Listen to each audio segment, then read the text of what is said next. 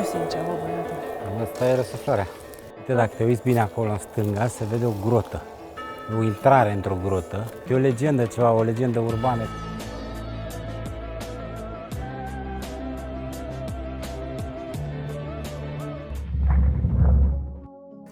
Hello! Nu ți se pare că e cam liniște în cetatea asta, pe bune? Ce ai făcut?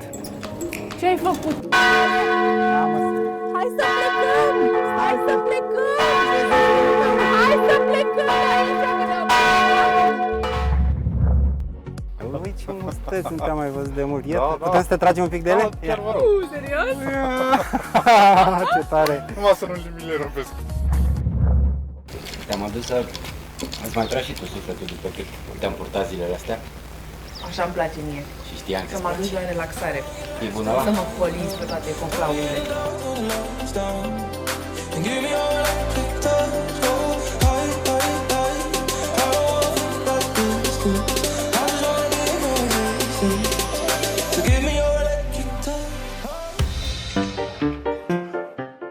Bună băieți, ce faceți? Milites legionis tertie decime gemine, ad civitem salutamus. Ave! Ave! Hello! Mă recunoști? Din păcate, da. Erai mai simpatic înainte, ce să zic. Eu zic că mai simpatic și mai impunător totodată, n-aveam cum să fiu. Am venit și l-am rugat pe Ciprian să mă pregătească ca să-ți facem cu adevărat o introducere în perioada romană a cetății Alba Carolina. Ești pregătită? Ai curaj! Sălile sunt în foarte teacă. periculos. Tu nu prea. O poftim în cetate. Bineînțeles. Haideți! De când ai mai avut așa escortă? Niciodată n-am avut așa escortă. Periculoasă.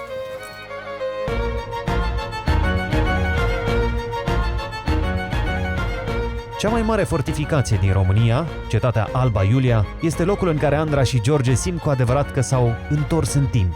Aflată pe buzele tuturor, acum în pragul centenarului Marii Uniri, cetatea Alba Iuliană are însă o istorie de peste 2000 de ani, iar descoperirea ei nu poate începe din altă parte decât din zona castrului roman. Este partea de din afară numită Lapidarium al Muzeului Principia. Este o parte cu exponate găsite aici în castru roman și nu numai. Sunt foarte multe inscripții prezentând ofițeri și soldați ai Legiunii a 13-a Gemina, cu dedicațiile aferente făcute unor împărați. Cele mai multe în dedicație au menționat împărații din dinastia Severilor, adică cei doi pe care vedeți aici în curte, respectiv Septimius Severus și împăratul Caracalla. Cele mai importante trei monumente din curte sunt astea de aici. Ca să o luăm în ordinea ierarhică de jos în sus, primul ar fi Lucius Aninius Firminius, un primus pilus al Legiunii a 13-a Gemina, adică un ofițer, un centurion, cel mai înalt în grad dintre centurionii Legiunii. Adică ca tine, așa. Ca mine, da, și mie îmi place să mă consider un primus pilus, dar pe mine mă cheamă altfel. Sunt Caius Cassius Proculeianus. Te rog să-mi spui de ce nenea nu mai are cap. Este o statuie de secol III, după echipament este fie un înalt personaj, fie chiar un împărat. Adică acele ghete pe care dacă o să le vedem din față au un cap de leu pe ele și tipul de armură, nodul acela de pe armură este specific pentru reprezentările împăraților. În secolul III începuseră ca la Turnul Imperiului să se succeadă foarte repede împărații, prin urmare cei care făceau statuile acestea pentru împărați nu mai apucau să-i cioplească de sus până jos. Ciprian Dobra e omul care își pune toată energia în promovarea istoriei cetății. Îmbracă des costumul de centurion pentru a putea aduce mai ușor povestea legiunilor romane de acum 2000 de ani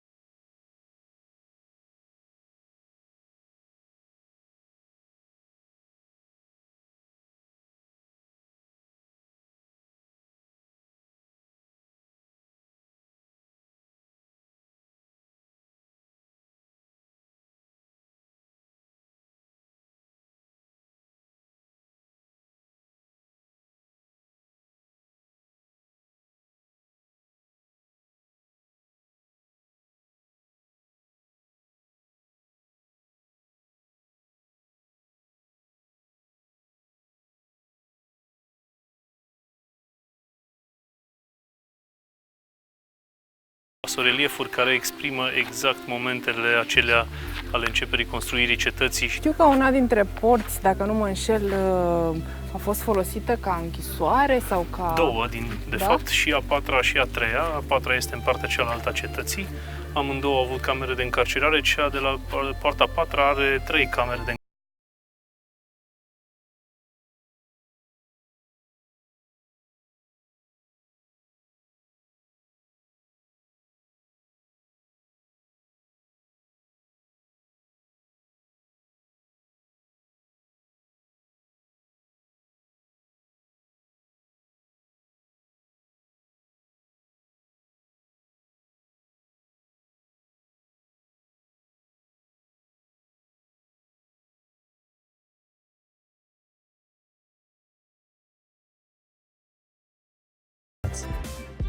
Sunt chiar curios să vedem cum ar arăta Alba Iulia cu un mare număr de oameni prezenți aici, exact ca la 1918. Problema e cu spațiile de cazare, că la asta suntem în deficit. Nu e problemă, să fie cetatea luată cu asalt, cu gânduri bune de data Și asta. dacă vin dimineața și pleacă seara, din punctul nostru de vedere, e ok. Ai noștri își au rămas buni de la Ciprian, dar își continuă singuri aventura prin cetate. Mă bucur să vă cunosc. Să rămână. Sunteți în vacanță? Bravo!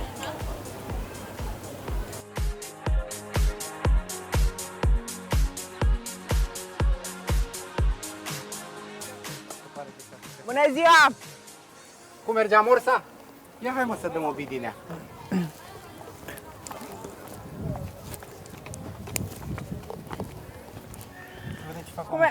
Cum merge treaba? Dar ce faceți? O faceți albă sau maro? Că nu-mi dați.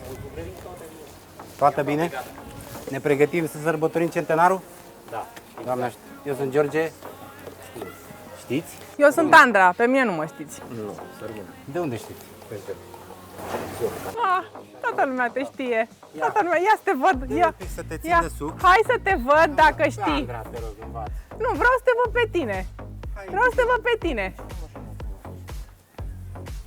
Ia, facem cu crema așa. Auzi? Deci asta rămâne în istorie, da? Am participat și eu la vopsirea catedralei.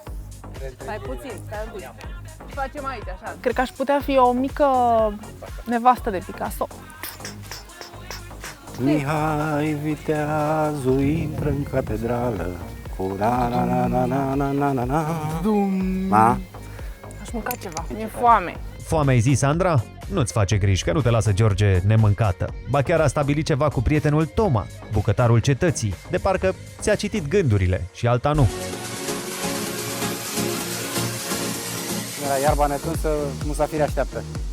Salutare! Salut, Toma! Andra, Salut. te-am văzut la prietenul Toma care gătește. Îmi pare bine. Mă bucur că ați venit la Alba Iulia. Ui, ce mustăți, nu te-am mai văzut de mult. Da, da. Putem să te tragem un pic de ele? Da, chiar vă rog. Serios? Ce tare! Numai să nu-l mi le rupesc, că... Avea niște mustăți interesante, ne-a lăsat să-l tragem de mustăți. Eu și George ne-am făcut de cap, săracul cam durea, dar ce să zic, îți dai seama. Noi de obicei avem darul de a ne simți privilegiați și mai ales Sandra, știi, pe unde port prin țară, zice, mamă, deci uite ce a aranjat George pentru mine. Dar totuși să explicăm că toată minunea asta care se întâmplă aici nu e doar pentru noi. Tu faci asta în mod obișnuit. Nu, eu în fiecare săptămână vin în cetatea Alba Iulia și gătim rețete tradiționale de la noi din județ. Frate, el își scoate plita aia și aduce 2 tigăi, 2 cratițe și gătește acolo în cetate, să strânge lumea, să uită la el ca la urs și are și prezența aia e mare, așa și cu mustățile alea întoarse ca de Pardaian, nu știu, unul din cavaleria, cei 3 mușchetari. El era. Promovăm bucatele noastre tradiționale, dar promovăm și cetatea. Întreaga cetate Alba Carolina este bucătăria mea. Ce frumos să ai o bucătărie așa mare și eu mi-aș Nimeni dori nu are acasă, bucătărie da, așa da. mare ca a Așa mea. bucătar, așa mustăți și așa cetate, așa bucătărie. Ia să vedem și ce gust au bucatele Andruța, bucătarului. ți-i foame? Bag Mă, seama. mie cam foame, sincer. Ioan Cosmin Toma e omul potrivit la momentul potrivit.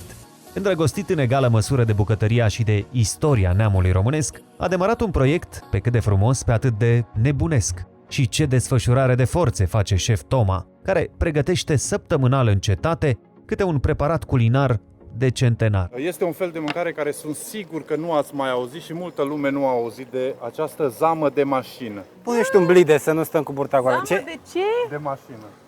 De mașină, de ce? De tuns? De frână. Hai să vă spun ce are. Are afumătură. Are euro 5, euro 6 și de aia afumată. Eu te rog, dacă se poate, puțin mai mult cardan. Așa. Și la Andra un ambreiaj, să fie de poftă. Este o zamă de cartofi Așa. care are legume, morcov, țelină, ceapă, afumătură, bineînțeles un pic de oțet și este îngroșată cu făină și smântână.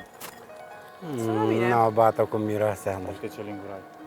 Eu mănânc cu lingura mare, sunt Îngroșală, privilegiată, nu? îngroșală, Ți-a nu? zis că mi-e foame, nu? Bă, de zamă de mașină, dar n-am mai auzit. De ce îi spune zamă de mașină? Pentru că veneau mașinile să ia paiele, venea să ia știuleții de porumb și atunci la șoferul acela trebuia să dea de mâncare. Și atunci îi spunea imediat: hai Ceva să facem o consistent, zamă de că supa mașină. asta e Și consistentă. așa i-a rămas numele.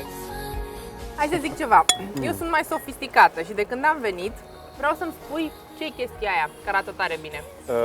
Este un fel de mâncare reinterpretat. Mai bine zis, este o tocăniță de Ce pui. vorbești, frate, cum arată? O tocăniță de pui cu un sos tricolor, un sos de usturoi tricolor. Vezi să ne mânce vies pe sosul Dacă de... deja Nu face vies pe vies pe trei aia tricolor. nimic.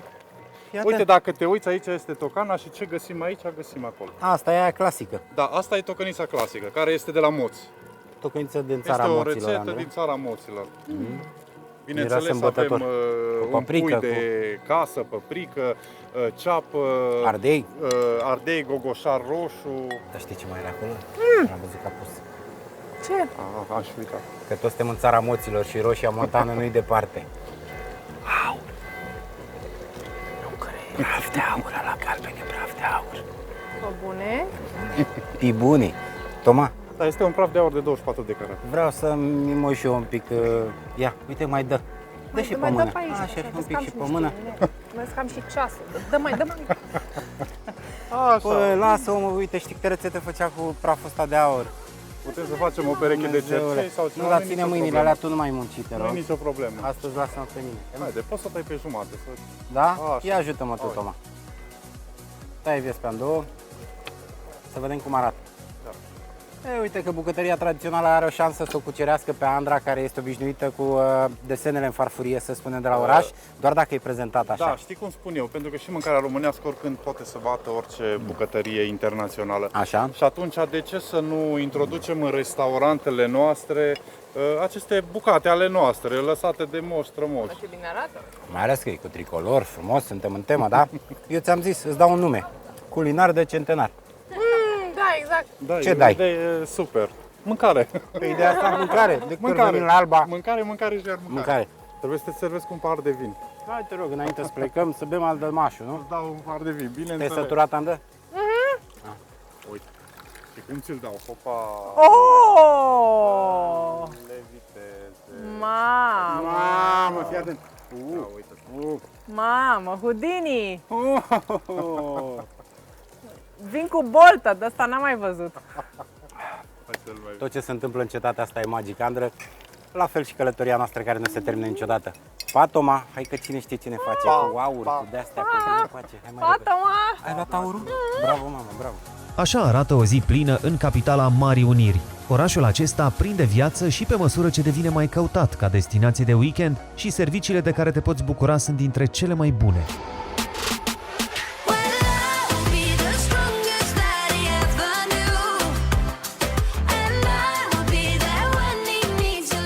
Pe rooftop. Pe rooftop, nu știu, sunt...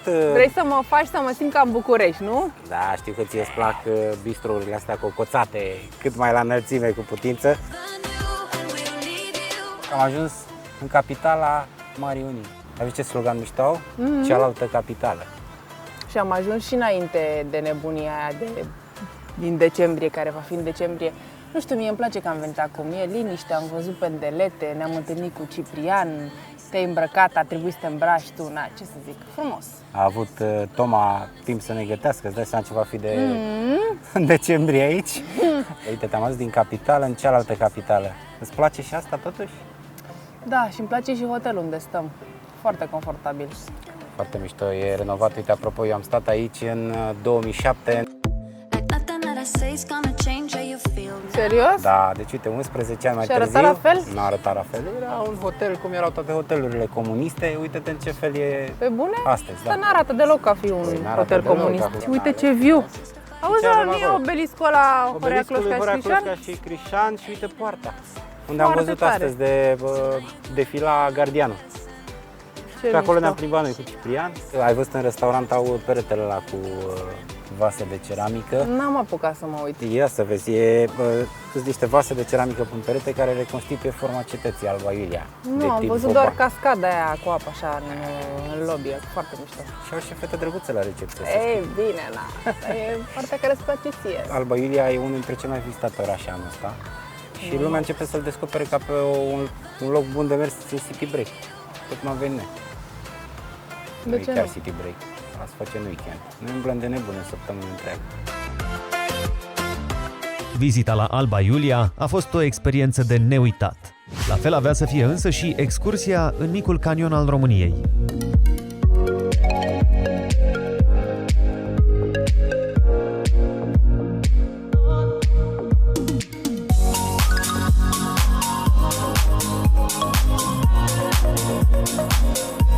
Hai, Miss, Uite, asta nu drum. e ușor așa. Păi nu e drum. De când mergem noi pe cărări bătute? Mergem și noi pe alea mai nebătute. Ea se laudă că e fit, dar mai are de tras. Nu știu, frate, George zici că are un arc, nu picioare, merge super repede, nu obosește și eu mă târâi după el, deși eu mă duc la sală și ar trebui să fiu mai fit, mă rog, asta e altă discuție. Nu prea ține pasul cu mine. Încă puțin, Andrei. Hai. Trag de tine ca de un cal mort. Nu te mai văita.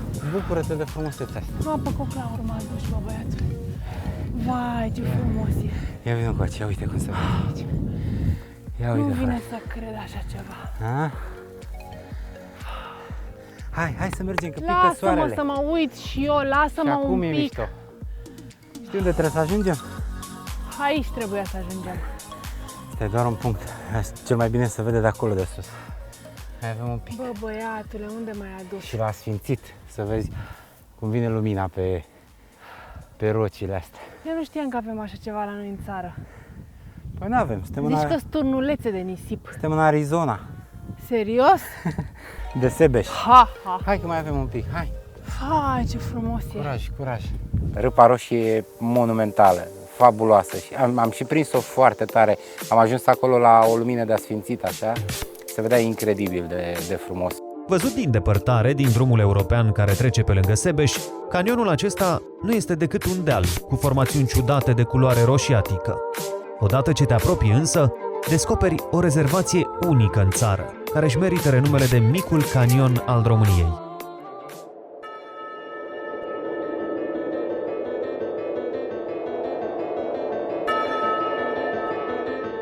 Nu sincer, bă, băiatul. Asta e răsuflarea. Nu mă așteptam, sincer. Dar zi-mi ceva, nu știu, zi-mi o poveste, o legendă, zi-mi ceva. Uite, dacă te uiți bine acolo în stânga, se vede o grotă, o intrare într-o grotă. Habar n-am să spun exact, e o legendă ceva, o legendă urbană, circulă pe aici prin zonă cu... Dar tu nu știi despre ea nimic. Știu că unul s-a adăpostit aici la un loc cu niște comori, habar n-am, dar știu pe cineva care știe. Să fac cunoștință imediat Știi cu pe Edi. cineva care știe pe cineva care știe, nu? Exact. Și așa am ajuns la Edi. Cine e Edi? Uite, o să-l cunoaștem imediat. Râpa Roșie, rezervație geologică de prin 1950, uimește cu formele sale erodate de vreme și timp în roci vechi de milioane de ani. Ce mai? E un loc pe cât de puțin cunoscut, pe atât de spectaculos.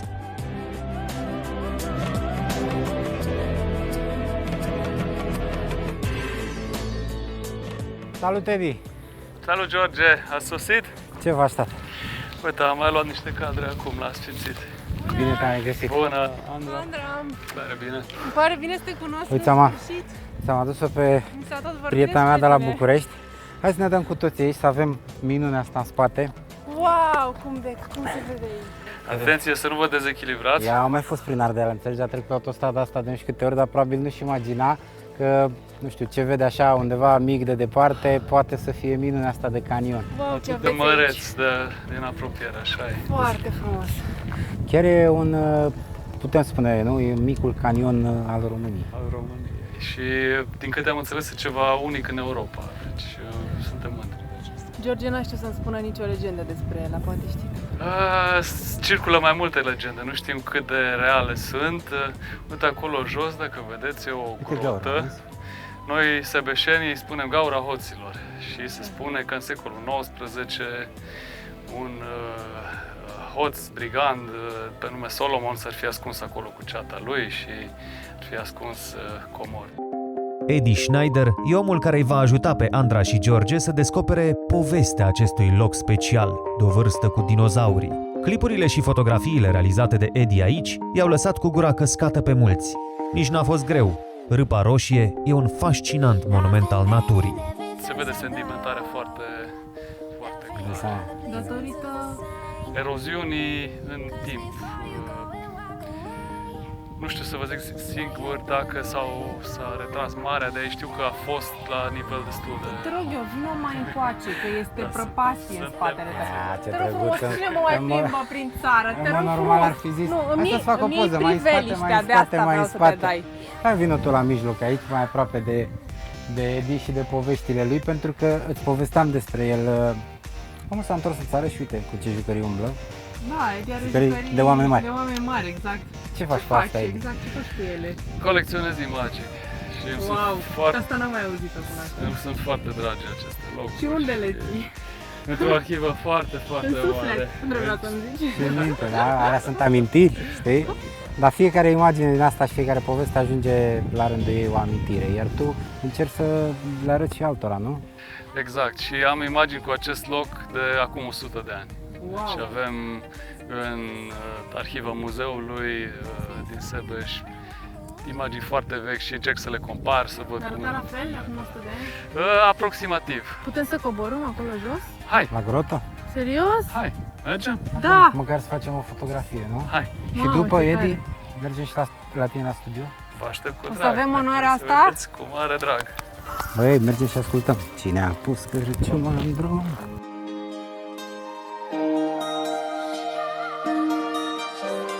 Am făcut super multe poze, evident, paparazzi. Mi-a părut foarte bine că m-am dus, mi-a plăcut mult. Adică se vedea râpa și de sus, de unde am oprit mașina, așa am mers 2-3 pași, dar poți să mergi și printr-o pădurice așa și să o vezi de jos și să faci poze de acolo, foarte tare. Păcat că nu știe lumea de ea și nu știu când o să se deștepte. Deșteaptă-te, române! Da, da.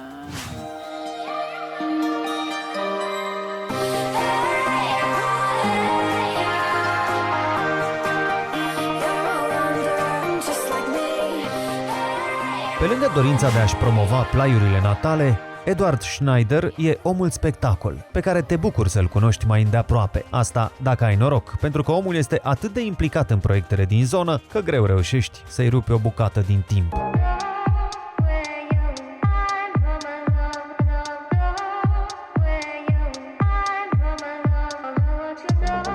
Dacă n-ați auzit de Eddie, cu siguranță i-ați ascultat remixurile.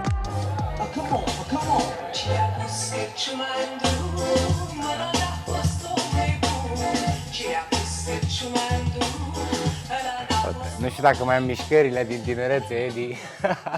Probabil aveam vreo 17 ani când ascultam piesa asta în discotecă la țară, vă duceam, Andra, la mine, la Pârscov, la Buzău. Să tu ești bătrân, eu câți ani aveam? Dacă eu sunt bătrân, nu sunt bătrân, că asta Ce să mai face... zic, dacă voi sunteți bătrâni... Știi care e treaba, Eddie? Că piesa asta cu cât se învechește, cu atât e mai bună, exact ca vinul. Câți ani are? Păi, din 95 să tot aibă... Deci piesa asta e de 23 de ani. Cine s-ar fi gândit că o să ajung eu vreodată să stau față în față cu creatorul? De fapt, remixul are 23 Remixul de ani, are că 23. piesa este mult, Mai mult, vechi. mult mai vechi. Și tu nu mergeai în discoteci? Dar eu Eu nu mergeam. merg nici acum. Au fost începuturile industriei muzicale în România și mă bucur și sunt onorat că am putut să pun și eu umărul la... Da, ai pus, cred că amândoi umerii, foarte serios.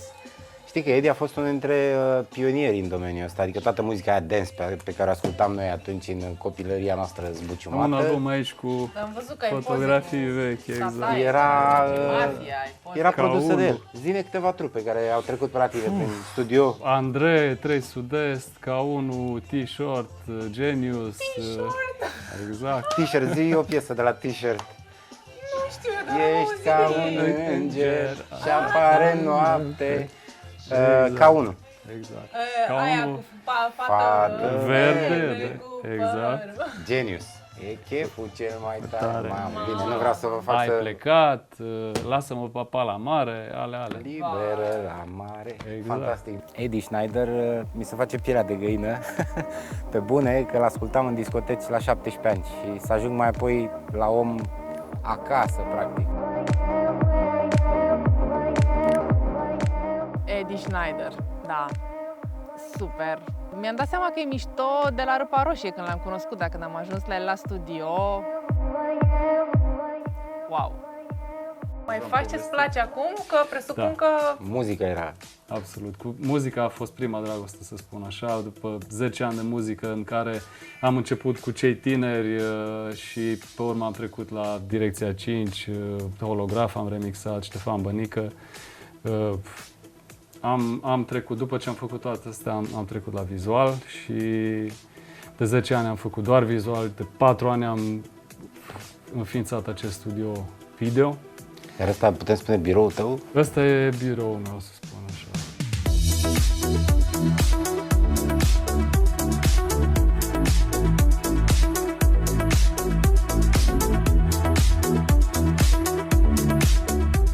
Asta e locul în care vine spiritul creativ și se E un dezvoltă. loc pe care nu-l mai găsești în altă parte. Eu n-am mai văzut așa ceva. Adine. Sincer, aici vezi un pic din personalitatea lui Eddie. Mi-am dezlănțuit imaginația așa cum nu o poate face un om normal acasă. Vă imaginați că acasă nu poți să faci. Copiii, nu faceți asta acasă. Da, e o grădiniță pentru băieți bătrâni ca mine. Studioul lui Eddie e unul dintre acele locuri din care nu-ți mai vine să pleci. Fiecare colțișor e o metaforă în sine și reprezintă fidel personalitatea artistului. Ce după ușa asta, Eddie? Că nu știu eu.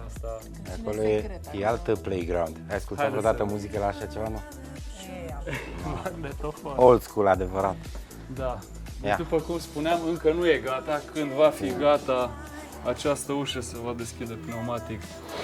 Așa. Cam așa. Se vor învârti astea așa, în același timp. Mașina de fum va face un psss, va fi așa. Să fie o trecere, să fie un prag. Și lumina? Trecem de la lumină caldă de aici, trecem la lumină rece. Wow! Secolul 21.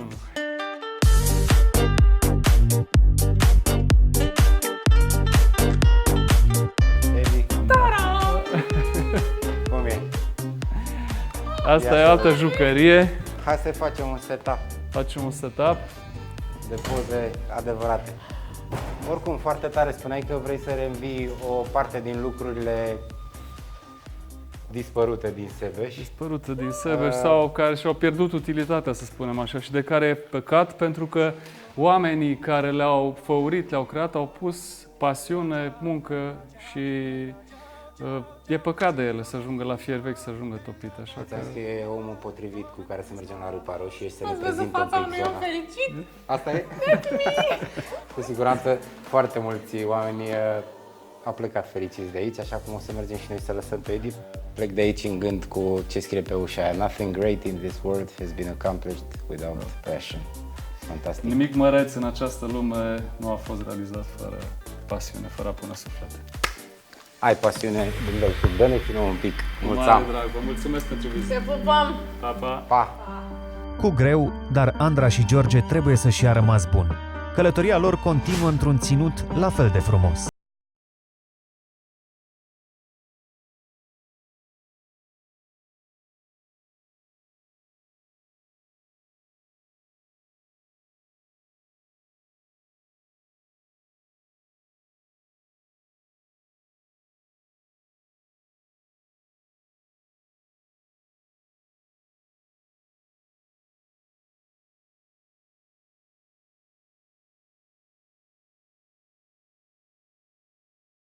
sus, acolo unde trebuie să urcăm Acolo noi. de lieci.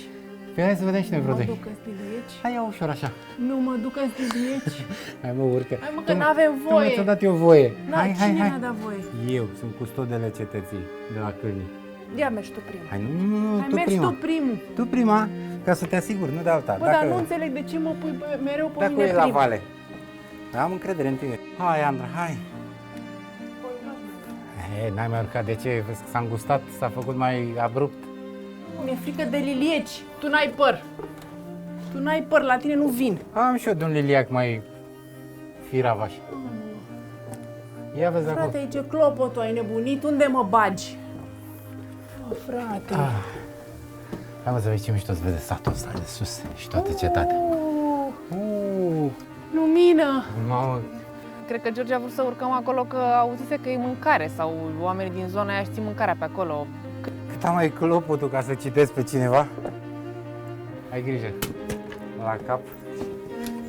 Și la ochelari nu mai zic. Uite, avem și hublouri. Poți să zici că ești tu din ăla. Frumos. Eu cred că nu avem voie aici, să știi. Mai vezi pe cineva? Hello! Hai, fă gălăgie, să vină. Păi ți se pare că e cam liniște în cetatea asta, vezi bune? Ce atâta... Băi, ce frumos e. Hai să dăm un pic de viață. Una dintre cele mai cochete fortărețe de pe lista Patrimoniului Mondial UNESCO e aceasta de la Câlnic, aproape de granița cu Sibiul.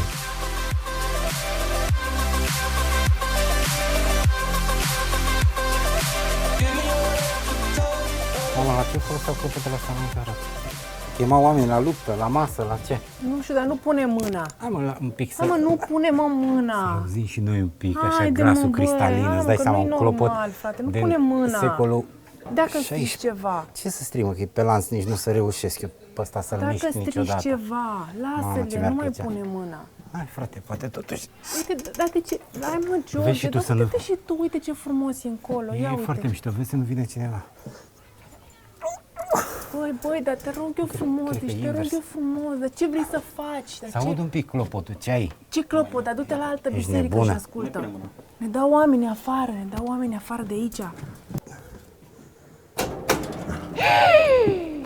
Ce-ai făcut? Ce-ai făcut? Și acum ce facem? Bate clopot. Hai să plecăm! Hai să plecăm! Hai să plecăm de aici!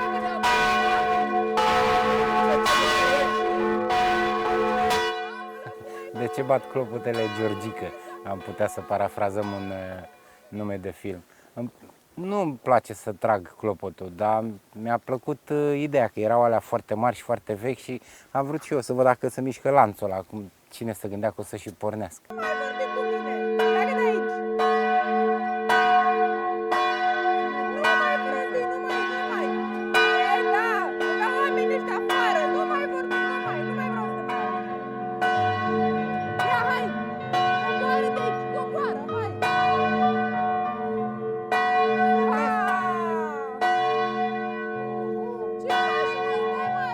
Unul la mână m-au surzit și doi la mână nu puteam să mai coborâm de acolo. Deci clopotul ăla era fix la intrare la scările alea și era atât de mare că dacă coboram pe scările alea ne dădea una, știi? Asta ne mai trebuia.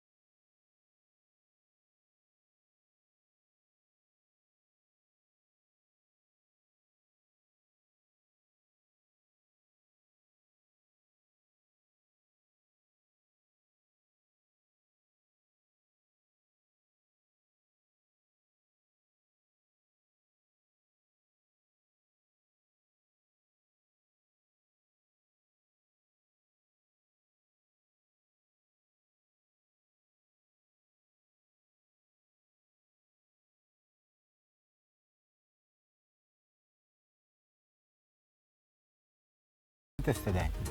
De multe sute. Multe sute de ani. Da. Cetatea asta e superbă, e micuță, e cochetă, se vede că a fost pe aici ceva picior de nobil, nu? Da. O bijuterie, eu n-am văzut cetate mai frumoasă. Cetatea Câlnic se deosebește cumva de celelalte cetăți, biserici fortificate, prin faptul că ea la început a fost construită ca reședință nobiliară. Turnul Donjon era locuința unui nobil. Ah, ți-am zis Kiel, eu?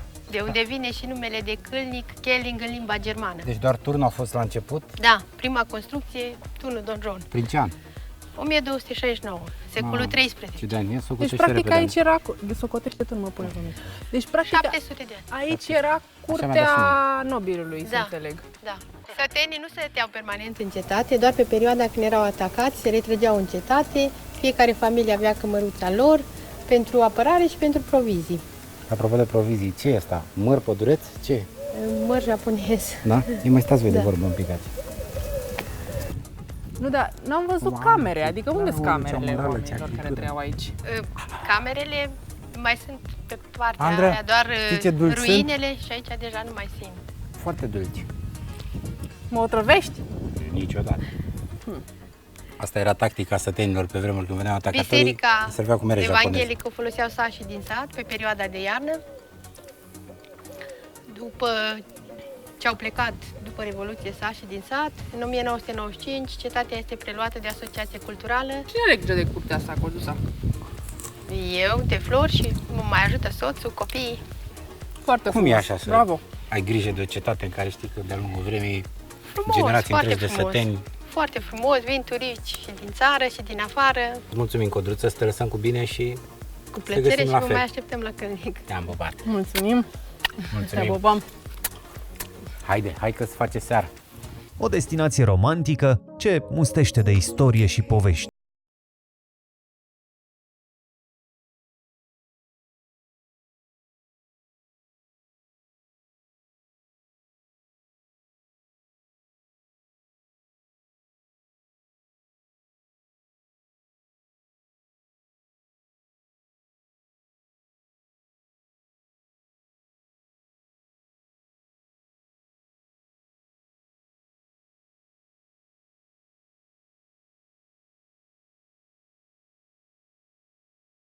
Într-o zi celor doi.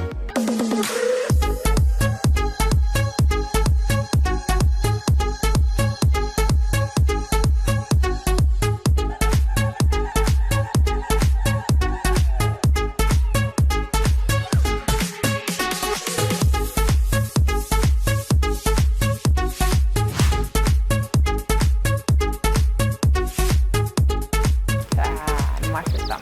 Prințesa e servită. Pe ce credeai că vin cu mâna goală? E să-mi dai pe la verde. Verde.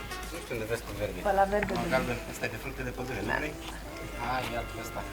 Uite, eu n-aș face muftă dacă aș fi servit așa la botul lui. Ia ține și pe un pic. Cum e apa? Udă. Udă. Ah! Mamă, ce tare e aici. Îți place, nu? Îți place unde te-am adus? Îți place unde te-am adus? M-ai adus? Ce-ți mai place să-ți arogi tu repede merite? Ăsta e Infinity Pool ardelenesc, știi? Când e rost de piscină, hop și Andra. Te așteptai să găsești așa ceva la Gârbova. Bă, sincer, nu mă așteptam. Dar tu de ce m-ai adus aici? Să mă răpești în mijlocul pustietății? Asta reprezintă că e plină pădurea asta și de cerbi, de ciupe. Da, frate, am toate animalele oamenii. Te-am adus să... Îți mai tragi și tu sufletul după cât te-am purtat zilele astea Așa îmi place mie. și știam că Să mă aduci la relaxare. E bună Să la? mă colizi pe toate coclaurile.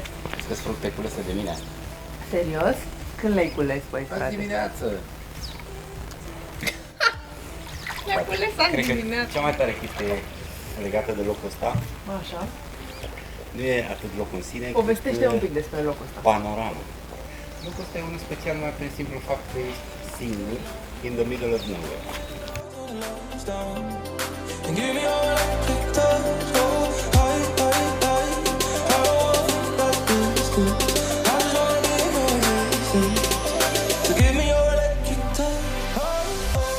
Mulți îl aleg acum de ăștia ca noi, care nu sunt grăbiți și pe care nu interesează să ajungă neapărat repede la destinație, cât drumul în sine.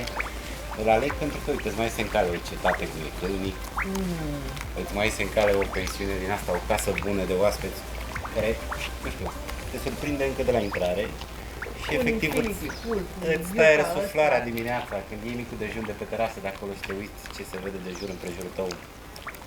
Te lăsa așa răsfățată și mângheată jumătate de zi, nu? Da. Ai Dar zace mai stăm, aici? nu? Dar mai stăm, nu? Hai, te rog, hai să nu plecăm. 5 minute îți mai dau, uite. Hai, te Când a rog. fugit soarele după, trebuie să o luăm la pas. Hai, te rog, nu mă grăbi, te rog frumos, măcar o oră. O oră? Da. Ce înseamnă o oră când călătorești? Îmi iau și o vitamina D, te rog frumos. Veritabil răsfăț. Așa se încheie Roventura de săptămâna aceasta, cu bucuria simplă și o bine meritată amiază de relaxare la piscina din vârf de deal. Salutări din depărtare!